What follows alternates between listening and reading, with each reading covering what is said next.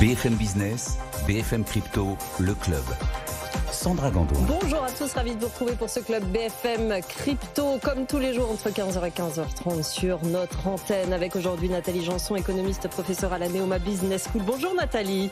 Bonjour Sandra. Ravi de vous avoir sur le plateau. Alexandre Stachenko est également avec nous, directeur de la stratégie et de la communication chez Bitstack. Bonjour Alexandre. Bonjour. Et à vos côtés, Emmanuel Haro, dirigeant de HT Solutions. Bonjour Emmanuel. Bonjour. On va parler de stablecoin, de monnaie numérique, de banque centrale, de géopolitique, beaucoup de souveraineté également avec vous trois. Vous continuez à nous poser vos questions sur les cryptos, questions de tous bords, il n'y a pas de problème. Les débutants, les personnes qui s'y connaissent très bien dans ce secteur, l'actualité également si vous avez des questions là-dessus. Crypto au singulier @bfmbusiness.fr. On répond à vos questions et on réagit toutes les semaines le jeudi entre 15h et 15h30. Le club BFM Crypto, c'est parti. Nous avons sur ce plateau deux grands bavards qui vont vouloir nous parler de stratégie, de géopolitique et du rôle des cryptos là-dedans. C'est pour ça que j'ai envie de commencer par vous, Nathalie Janson, parce que sinon il va falloir essayer de se placer un petit peu dans ce plateau. Il faut lui couper la parole. Exactement. C'est honteux, Alexandre est là, Emmanuel aussi. Donc, je veux commencer. Je vais le bâillonner. On va aborder déjà ce sujet, la question de la rémunération des monnaies digitales, des stablecoins. Plusieurs exemples, Nathalie, ont retenu votre attention. Oui, alors je vais faire court justement pour distribuer la parole comme le Bitcoin. Registre distribué. Non, voilà, plaisanterie à part. En fait, c'était assez intéressant d'entendre effectivement les autorités chinoises qui annonçaient la rémunération de leur digital yuan, qui effectivement n'est pas vraiment une crypto, mais qui est une monnaie digitale, c'est sûr. Mais c'est intéressant parce que ces débats avaient eu lieu il y a longtemps, tout au début en fait de la création, enfin du développement des cryptos et des stablecoins et de cette prise en compte que peut-être les banques centrales pourraient avoir une monnaie digitale. Et à l'époque, on avait dit oui, chouette, on va pouvoir rémunérer et même avoir des taux négatifs. On était en pleine quantitative easing, c'est-à-dire c'est super, on va pouvoir même l'utiliser à ce moment-là. Et puis certains avaient réfléchi, avaient dit ah oui, mais si on met un taux d'intérêt, lorsqu'il va être positif, peut-être que ça va prendre des dépôts des banques privées parce que les utilisateurs vont être trop contents d'avoir une monnaie en fait rémunérée par rapport à leur compte de dépôt et plus rémunérée. Donc finalement, c'est peut-être pas une bonne idée. Donc les banques s'étaient réveillées en disant ah bah oui, c'est sincèrement pas une bonne idée pour nous. Enfin bon, bref, il y avait eu. Et puis du coup, on avait dit du coup, on va peut-être pas rémunérer parce que effectivement, la monnaie de banque centrale ayant une garantie sûre, ce sera une attractivité trop forte. Et puis là, effectivement, la banque chinoise commence à dire que elle va peut-être effectivement le rémunérer. Pourquoi ? Parce qu'elle aimerait bien inciter les gens à l'utiliser parce que c'est vrai qu'en fait, elle existe, mais que il faut des arguments à un moment. Voilà, il ne faut pas une utilisation non plus massive. Alors, à certains endroits, elles obligent. Donc, si elles obligent, forcément, ils utilisent. Mais sinon, dans le reste de la population, on ne peut pas dire que ce soit vraiment un succès planétaire, en tout cas à l'échelle chinoise. Et ça fait un lien avec ce qui se joue également aux États-Unis. Oui.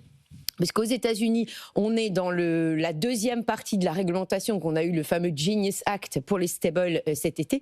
Mais maintenant, ce qui se joue, c'est le Clarity Act, toujours avec des noms fameux, pour cette fois-ci, dire qui fait quoi au niveau des autorités sur les cryptos et Bitcoin, c'est-à-dire sur l'ensemble des crypto-monnaies. Parce que je vous rappelle qu'en fait, il n'y avait pas de cadre de réglementation clair aux États-Unis. C'était des États qui décidaient, ou alors c'était au niveau de la SEC, où il y avait des principes énoncés, mais il n'y avait pas de réglementation formelle comme MiCA. Là, ils veulent avoir un niveau de réglementation un peu uniformisé. Et donc, ça, c'est cet acte, Clarity Act, qui devrait clarifier la situation. Notamment en donnant la distribution des rôles entre la SEC, donc le gendarme financier, et la fameuse CFTC, ceux qui sont sur les matières premières. Ouais. Et en fait, à cette occasion, il y a eu un petit coup de tonnerre en fin de semaine dernière, parce qu'elle est discutée au Sénat actuellement. Il y en a pas mal qui essayaient d'accélérer son passage avant que ça revienne au Congrès, parce qu'en fait, ils ont peur des élections mid-term avec un renversement de majorité. Donc, ils aimeraient que ça soit discuté avant que les démocrates reviennent. Et là, il y a celui de Coinbase qui a dit écoutez, moi, je suis pas tout à fait d'accord avec les discussions. Et notamment, un des points d'achat c'est cette rémunération de façon, alors des stablecoins, mais pas seulement, des tokens, parce que les banques effectivement font du lobbying pour essayer de minimiser, voire interdire en fait, la rémunération de ces stables, voire de tokens, pour une raison évidente, parce qu'effectivement, elles ont peur de la concurrence. En fonction de l'endroit où on se trouve dans le pays, on est effectivement dans une sorte de compétition sur effectivement ce qu'on développe ou ce qu'on ne développe pas, les monnaies numériques de banque centrale, les stablecoins qui sont à 99% adossés à du dollar, on le sait. Et l'Europe dans tout ça, ce débat de rémunération, on n'en est même pas encore là, Nathalie. Mais ça pourrait être un argument. En fait, nous, on a clarifié le problème, puisque déjà, on n'a quasiment pas de stablecoin euro. Je vais pas être désagréable avec ceux qui essayent d'en déployer. Mais surtout, c'est que dans notre réglementation MiCAR, de toute façon, il faut que les stablecoins soient investis en cash, c'est-à-dire en dépôt bancaire, majoritairement. Donc, comme en France, on ne rémunère pas les dépôts, enfin, c'est pas une habitude, puisque maintenant elles pourraient, mais elles le font pas. De fait, la question se pose pas, ça risque pas d'arriver, parce que je ne vois pas comment un stablecoin pourrait en plus rémunérer son utilisateur si lui-même n'est pas rémunéré pour ses réserves. Donc, on n'en est même pas là, c'est même pas la même stratégie que ces deux blocs-là. Alexandre. On a deux problèmes supplémentaires avec les stablecoins en Europe. Le premier, c'est que dans la réglementation MiCA, il y a ce concept de stablecoin significatif. Donc, en gros, si vous arrivez à faire un stablecoin, vous avez une chance non négligeable qu'il meure parce que le marché ne l'accepte pas, etc. Donc, vous avez juste perdu de l'argent. Et même s'il réussit, il passe dans une case qui s'appelle stablecoin significatif. J'ai plus les seuils exacts, mais c'est en fonction du volume de la capitalisation de marché. Et à partir de certains seuils, la BCE rentre dans la gouvernance, peut décider ce qui se passe, a une place consultative seulement, évidemment. Mais enfin bon, quand la BCE dit quelque chose, en règle générale, on essaye d'éviter de se mettre contre la BCE. Et donc, il y a un côté, quel est le pari de Pascal, en fait, entre guillemets, quand on lance un stablecoin en Europe? C'est soit on rate, soit on réussit, et il y a quelqu'un qui a un droit de veto sur ce qu'on peut faire. C'est même pas une question de surveillance, c'est que vraiment, d'un point de vue du business model, on est à la merci d'un organe qui devient à la fois dans le conseil de surveillance et qui est régulateur. Et qui parallèlement sort son euro numérique. Et qui parallèlement sort un truc concurrent. Enfin, il n'y a aucun intérêt à se lancer. Et le deuxième, c'est que même si on passait toutes ces barrières, supposons que c'est super, on lance un stablecoin européen, sympa. On le back par quoi? Parce qu'aux États-Unis, dette américaine. C'est de la dette, oui. En Europe, dette quoi? Parce que la dette européenne, il y en a un petit peu depuis le Covid, etc., qui a été fait de façon un peu forcenée. En France, on a ce qu'il faut. On a ce qu'il faut, mais je doute que la dette française soit perçue comme étant de la même qualité que la dette allemande ou que d'autres dettes. Donc, qu'est-ce qu'on mettra derrière? Est-ce que si on fragmente les stablecoins et qu'on dit, moi j'achète un stablecoin et celui-là il est backé par la dette française et celui-là il est backé par la dette allemande, est-ce qu'il n'y a pas une divergence de taux comme il existe sur les taux d'emprunt souverains? Est-ce que la BCE doit rentrer dans l'affaire pour faire converger les stablecoins? En fait, ça devient une usine à gaz et les Américains n'ont pas ce problème-là parce que eux, c'est T-bill, c'est merci, quoi. Emmanuel. Oui, en fait, je voulais rebondir sur un petit mécanisme par rapport aux obligations françaises, par exemple, qui servent quand même de collatéral au niveau des banques à un moment donné. Et en fait, tu disais, Alexandre, que les obligations, la dette française ne serait peut-être pas perçue comme identique à celle d'autres pays éventuellement. Il faut savoir qu'en Europe, toutes les obligations sont considérées avec zéro risque à partir du moment où elles sont détenues dans une banque européenne. Dans le cadre prudentiel. Pas nécessairement pour les investisseurs. Pas pour les investisseurs étrangers, en tout cas. Voilà, la précision est importante.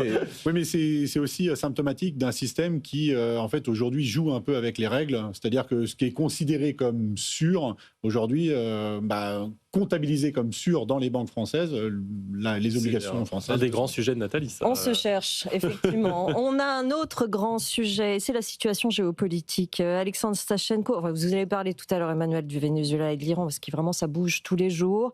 Il y a le Groenland aussi, et Trump qui essaye de mettre la main sur le Groenland. On suit cette situation. En quoi ça concerne? En quoi ça vous intéresse déjà? C'est ça ma question, parce Alexandre Stachenko. C'est révélateur de plusieurs choses et à plusieurs égards. Mais dites-nous. Déjà, pour que tout le monde ait en tête la situation au Groenland, on est quand même sur une escalade qui a plus grand-chose à voir avec ne serait-ce même que l'année dernière.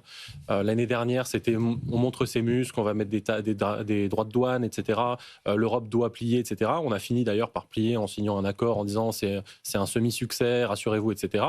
Là, cette année, j'allais dire quasiment entretenu par la victoire qu'il a eue l'an dernier, Trump s'est dit du coup je vais aller à l'étape d'après et on est sur une escalade maintenant de niveau militaire. Donc les Européens envoient des militaires au Groenland, qui est le sol européen, et les Américains récemment ont par exemple déployé des divisions de parachutistes entraînés en Alaska et en climat arctique au Minnesota pour les rapprocher du Groenland. Donc on est quand même, on a franchi un certain cap.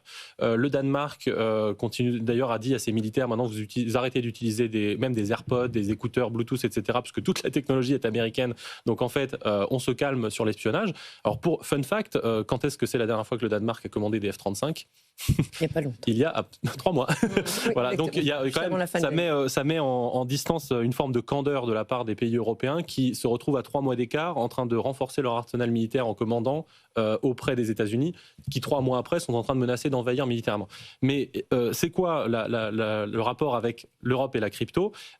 C'est qu'on a en France, la réaction du président de la République, ça a été de dire la menace de ce fameux instrument anti-coercition, qui donc n'a jamais été utilisé, puisqu'il est finalement assez récent, il a que quelques années en Europe, et qui couvre un arsenal de mesures, et il a été pensé plutôt pour des pays qu'on considérait hostiles, mais on se retrouve à devoir le considérer pour les États-Unis, qui couvre la fin des investissements directs en France, la fermeture des marchés publics aux acteurs américains, qui couvre le fait que les entités américaines de manière générale vont avoir par exemple des droits de douane, etc. Donc il y avait le commissaire européen, français, qui avait dit que c'était un bazooka économique et que, je vais reprendre ma citation, nous pourrions retirer de l'ensemble des entreprises américaines des marchés publics européens. Donc dans ce contexte, on a quoi en face ? On a littéralement le débat sur, toujours la même chose, est-ce qu'on donnerait la flexibilité de notre réseau électrique à un acteur américain ? Ça me semble être complètement lunaire d'avoir ces deux discussions en même temps. Alors même là, vous parlez du marché d'Exaion, de la vente d'Exaion. Aujourd'hui, normalement, le deal avec Mara, il est censé courir, en tout cas l'accord, il est censé courir jusqu'au 31 janvier. S'il n'y a pas d'accord le 31 janvier, alors le deal est caduc et donc il faut recommencer à zéro.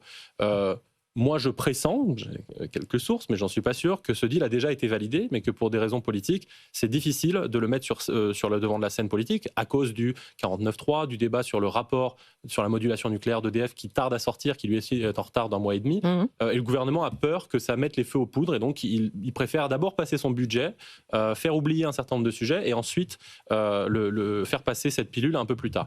Pour l'instant, je mets tout ça au conditionnel parce que, évidemment, rien de ça n'est public. Mais si jamais ça venait à être la vraie décision finale d'avoir d'un côté, j'agite la menace d'un instrument anti-coercition inédit dans lequel littéralement le contenu c'est plus d'investissement direct américain en France et fermeture des marchés publics, et de l'autre main je suis en train de littéralement dire oui, non pas pour juste un fabricant de grille-pain ou un autre, j'ai rien contre les fabricants de grille-pain, mais un outil industriel normal et pas stratégique. Là on parle quand même du réseau électrique français dont dépend le reste de l'économie. Avoir les deux en même temps me semble d'une absurdité sans nom.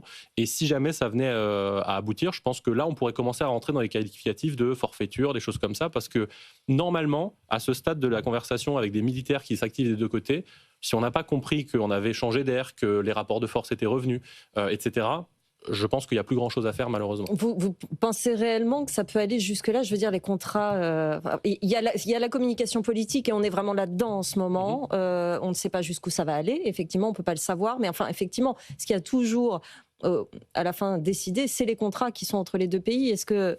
Non, vous n'y croyez pas ? Il y a 6 mois, on a signé un accord avec les États-Unis avec des droits de douane. Et là, au 1er février, on va prendre 10% de plus. Ouais.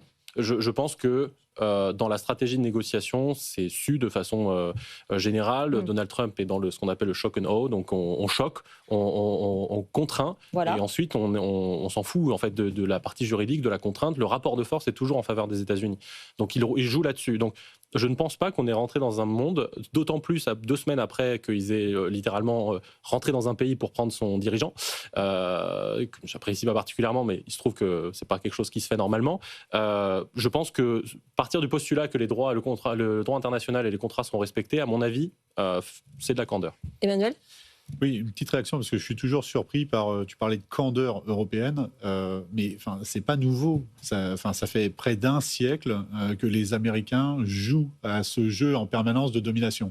Ce qui change énormément en ce moment, c'est que du coup, Donald Trump est très transparent sur ce qu'il va faire. Les Américains avaient plutôt tendance à essayer de faire ça de manière un peu discrète, mais que ce soit depuis 1943, puis ensuite Bretton Woods, le plan Marshall, 1971, la fin de Bretton Woods, tous les événements, à chaque fois, ont montré que les Américains souhaitaient dominer. Donc. Vous avez rencontré des représentants la semaine dernière de l'Élysée sur le minage précisément. Vous leur avez dit de cette façon-là, bon, évidemment, il n'y avait pas forcément les dernières avancées sur le Groenland, mais est-ce que vous leur avez dit que c'était un dossier à ce point stratégique ? Oui, nous, les messages n'ont pas particulièrement changé de notre côté. C'est un dossier stratégique, non pas pour l'entité Exaion en tant que telle, qui ne l'est pas et qui perd de l'argent, etc., mais pour ce qu'il signifie, le foncier auquel ça peut donner accès, le contrat et la clause de non-concurrence. On se rappelle que dans ce contrat, si la vente est validée, aucun acteur français ni EDF n'a le droit de concurrencer Mara pour les 2 prochaines années sur ces activités-là. Donc exactement le temps qu'il faudra pour prendre tous les avantages concurrentiels qui seront non rattrapables. Donc on a véhiculé cette idée. On est d'ailleurs tombé sur des interlocuteurs qui étaient très à l'écoute et qui comprenaient et qui en plus avaient déjà les ordres de grandeur en tête. Donc on ne délire pas tout seul de notre côté. Je veux dire, les ordres de grandeur de la modulation nucléaire, la centaine de térawattheures, etc., sont des ordres de grandeur qu'ils ont en tête déjà. Mais le problème, c'est que la situation politique est ce qu'elle est, et donc on le voit puisqu'on a mentionné le 49.3 juste avant, alors même que ça fait 6 mois qu'on nous promet qu'il ne sera pas utilisé. Il y a un blocage total, un jeu de posture total, qui fait que même sur un sujet comme celui-ci, c'est prendre un risque politique que de le mettre en avant aujourd'hui. Et donc on peut espérer que le dossier continue de bouger en coulisses, mais la deadline est proche, et je pense honnêtement que le dossier a déjà été validé. Voilà, mais c'est mon avis. Nathalie, votre avis sur cette question-là ? Bon, moi, de toute façon, je pense qu'on est déjà parti sur un mauvais pied, effectivement, sur cette affaire de Exalion et Mara. Donc, déjà, c'est terrible ce qui s'est passé. Enfin, le fait qu'on en soit arrivé là, déjà, c'est une erreur qui aurait dû être évitée au départ. Maintenant, effectivement, je pense qu'Emmanuel a plutôt raison dans le sens où aujourd'hui, on a un président américain qui dit tout haut ce que tous les gens faisaient tout bas. Donc, c'est ces entrées fracassantes qui sont, et puis effectivement ces gesticulations, puis le fait qu'aujourd'hui on est repassé en quelques heures à 200% de droits de douane sur les champagnes. Bon voilà, celle-là on le savait pas hier soir en se couchant, ce matin ça y est c'était déjà là. Donc cette agitation-là elle est effectivement très pénible, puis elle est très dommageable pour tout le monde. Mais sinon sur des dossiers comme Exaion, c'est sûr que, je veux dire, ça fait longtemps qu'on rate quelque chose en France, et là pour une posture aussi idéologique, je pense que c'est pas Alexandre qui me contredira là-dessus, et ça c'est vraiment, par contre, le fait qu'on n'ait pas cette capacité on n'ait pas ce discernement par rapport à une technologie qui se développe, c'est-à-dire ne pas avoir compris qu'il y avait un enjeu derrière. Bon, ça c'est vraiment très regrettable de la part de gens qui travaillent pour l'État français. Enfin, je pense que c'est des erreurs là pour le coup. Pour autant, on ne voit pas tout le côté négatif. Il y a encore quelques temps. Non, si vous êtes complètement pessimiste sur la question.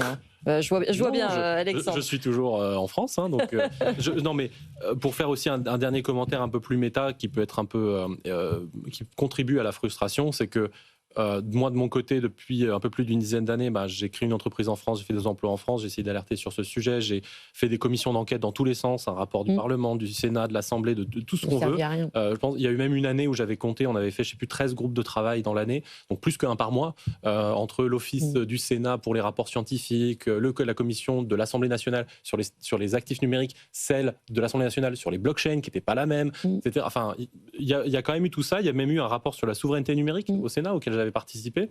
Et en fait, à l'époque, typiquement, quand j'avais dit à des gens que j'avais été auditionné sur la souveraineté numérique, il y avait beaucoup de gens pour lesquels le mot souveraineté était déjà d'extrême droite. Ça, c'était l'état de la conversation à l'époque, c'est souveraineté, attention, c'est un peu d'extrême droite, compliqué. Et aujourd'hui, on a les mêmes personnes qui découvrent, entre guillemets, ce qu'a dit Emmanuel est tout à fait juste, c'est-à-dire que oui, il y a un côté où avant, il y avait un théâtre, mais en fait, dans la réalité, le rapport de force a toujours été là, mais ça servait d'excuse pour un certain nombre de gens pour dire non, mais ils nous veulent du bien, c'est nos alliés, c'est nos protecteurs, c'est nos machins. Maintenant que c'est genre littéralement dans notre figure et qu'on ne peut plus dire, comme en 2016, c'est une erreur de l'histoire, on serre les dents 4 ans et ça va revenir à la normale, en fait, on se réveille devant les paiements qui sont tous numériques et américains, les services de livraison qui sont tous américains, les services informatiques sont tous américains. Et là, on se dit, si on a un cut-off, en 24 heures, le pays est à l'arrêt. Et c'est pas normal. Donc, on peut essayer au moins d'avoir ce plan B sur Bitcoin, qui est un système de paiement libre. On pourrait fonctionner sans, etc. Mais pour l'instant, il n'y a pas encore eu le réveil là-dessus. Voilà. Mais bon, je ne désespère pas. J'ai dit ici qu'en 2026, on minera, j'espère. Oui, exactement. Vous n'êtes pas le seul à le dire. Effectivement, Florent Gabriel l'a dit aussi ici. Ce serait du minage français en plus, c'est ça qui est rassurant. On continue à suivre aussi la situation en Iran, au Venezuela. Il y a plein de situations qui bougent énormément en ce moment. C'est intéressant de voir que les cryptos ont leur rôle dans chaque situation. Elles se font une place. On commence par l'Iran, d'abord, Emmanuel. Alors, elles se font une place, pas forcément toujours la meilleure place qu'on pourrait imaginer. Par exemple, on a eu des détails sur le fait que juste avant que du coup la coupure Internet arrive en Iran, des personnalités de l'écosystème crypto, en tout cas des détenteurs de crypto, ont retiré leurs crypto avec, alors on n'a pas les détails sur les chiffres, etc., mais c'était des grosses sommes. La question qu'on peut se poser, elle est double, c'est est-ce qu'il y avait une part de la population? La réponse est sans doute que oui, mais est-ce qu'il y avait aussi des dirigeants du gouvernement iranien? La réponse est sans doute oui également. Donc en fait, ce qui est entre guillemets bon pour la population l'est aussi pour les gardiens de la révolution. Donc après, bien ou mal, à la limite, on n'est pas là pour juger, mais en tout cas, c'est un événement qu'on a vu apparaître. Ensuite, il y a une critique également qui est faite, c'est que effectivement, une fois qu'Internet est coupé, que ce soit Bitcoin ou les stablecoins dollars, de toute façon, on ne peut plus les utiliser. Là, on ne peut plus rien faire. Donc là, c'est vrai que si on devait faire un choix, par contre, entre Bitcoin et les stablecoins dollars, les stablecoins dollars sont sûrement utilisés là-bas aussi pour faire du commerce, et donc là, tout est coupé, donc ça s'arrête. Si par contre Bitcoin était utilisé en tant que future réserve de valeur, mais plutôt sur un temps beaucoup plus long, là, c'est toujours valable. Les bitcoins, les personnes les ont toujours et pourront les conserver, voire les retirer dans quelques semaines, quelques mois, en fonction du moment où ce sera rétabli. On a aussi, alors évidemment, la communauté Bitcoin aussi s'interroge sur, oui, mais que fait-on dans ces cas-là? Et donc là arrivent aussi des systèmes de décentralisation, en fait, alors pas forcément d'Internet, mais de capacité à s'envoyer des messages de manière décentralisée. Et là, on pense à tous les systèmes dits mesh, avec du coup du Wi-Fi, du Bluetooth, comme le système BitChat lancé par Jack Dorsey.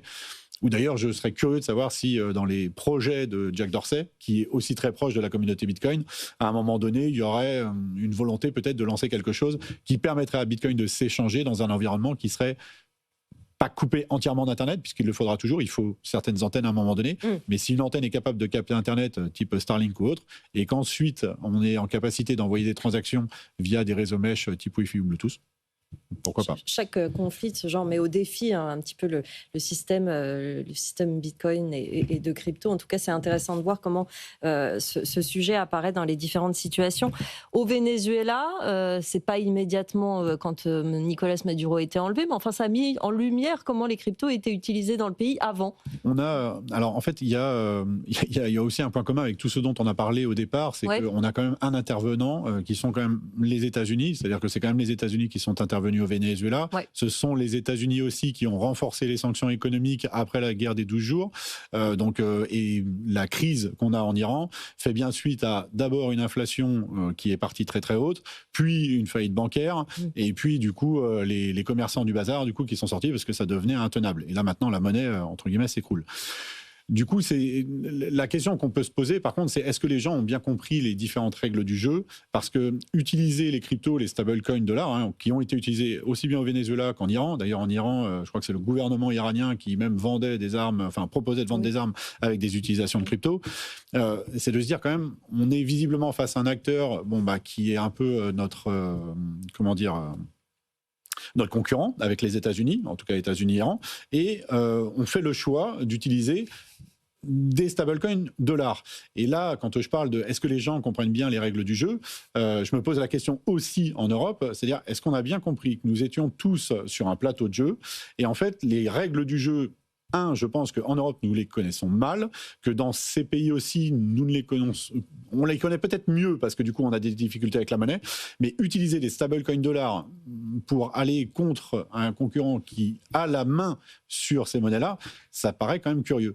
Et donc là, on s'étonne effectivement qu'on n'ait pas plus de réflexion sur notamment Bitcoin, le minage, etc. Qu'est-ce que vous en pensez, Nathalie? Oui, c'est là on voit avec les différents soubresauts des crises que, en effet, le Bitcoin c'est une porte vers la liberté pour la population, mais également pour les gouvernants qui l'utilisent de la même façon. Donc, là, je dirais que par rapport à une situation antérieure, au moins il y a un mieux pour la population. Voilà, on peut juste dire ça, puisqu'effectivement, on a bien vu que les Russes vendaient du gaz en Bitcoin. Enfin, je veux dire, ils ont vendu en sous-main en utilisant des cryptos. Et effectivement, je pense que la question des stablecoins, elle ressort beaucoup là. Alors peut-être que du coup, ça va être une occasion pour mieux comprendre. Mais c'est vrai que penser que on utilise des stables pour être vraiment punk et attaquer le système, bah non, quoi. Désolé, mais ça n'a rien de punk ni d'attaquer le système. C'est très, c'est une espèce de compromis qui n'a pas, enfin, on va peut-être enfin comprendre qu'effectivement c'est une étape, un compromis, mais c'est pas forcément une super innovation par rapport au reste, quoi. Il nous reste 1 minute. Ça sert ou ça dessert la cause, Alexandre, ces conflits, ces actualités? Alors formulé comme ça, on pourrait croire que je sponsorise l'existence de ces choses-là. Non, pas du tout. C'est que ce sont des actualités justement qui nous tombent dessus. Les utilisations sont très diverses, très contradictoires. Est-ce que pour nous, dans la compréhension de ce qui se passe, ça nous fait avancer ou pas? La réalité, un peu, je ne sais pas si elle est cynique, mais en tout cas, c'est que de toute façon, ça reste une bataille de narratif, une bataille d'histoire. Ce qui passe, c'est les histoires qu'on raconte. Là, l'Iran est une situation particulière, par exemple. Il y a certains médias qui ont préféré couvrir le fait que les dignitaires du régime iranien sont les responsables parce qu'ils ont volé l'électricité pour miner du bitcoin avec lequel ils ont pris la caisse et ils sont partis. D'autres ont préféré dire regardez, la population, ça lui fait un échappatoire. Le bitcoin a fait x6 en l'espace de quelques jours. C'est une porte vers la liberté. Pour le Venezuela, même chose. Le prix Nobel de la paix est une grande défenseur, enfin la prix Nobel de la paix, Corina Machado, est une grande défenseur de bitcoin, qui lutte pour la liberté, etc., etc. D'autres vont préférer mettre en avant, pour ne pas les citer, l'Humanité l'avait fait par exemple, que en fait c'était une fasciste. Bon, après beaucoup de gens sont fascistes pour l'humanité, c'est un autre débat, et que finalement c'était la preuve qu'elle était à la solde des Américains et que donc les cryptos sont un projet des Américains, de je sais pas quoi. Donc en fait, sur les mêmes actualités, de toute façon, ça reste derrière une bataille de narratif. Donc là où c'est la seule nourriture pour l'esprit, c'est qu'à chaque fois qu'il y a une nouvelle actualité, le réel donne des choses pour construire ces histoires, mais ensuite ça reste quand même une bataille d'histoire majoritairement. Intéressant, effectivement. On y reviendra, évidemment. C'est la fin de cette émission. Ça passe toujours trop vite avec vous. Nathalie Janson, économiste, professeure à la Neoma Business School. Alexandre Stachenko, directeur de la stratégie et de la communication chez Bitstack. Emmanuel Arraud, dirigeant de HT Solutions. Merci à tous les trois d'être venus dans cette émission. Je vous laisse entre les mains de BFM Bourse. BFM Business, BFM Crypto, le club.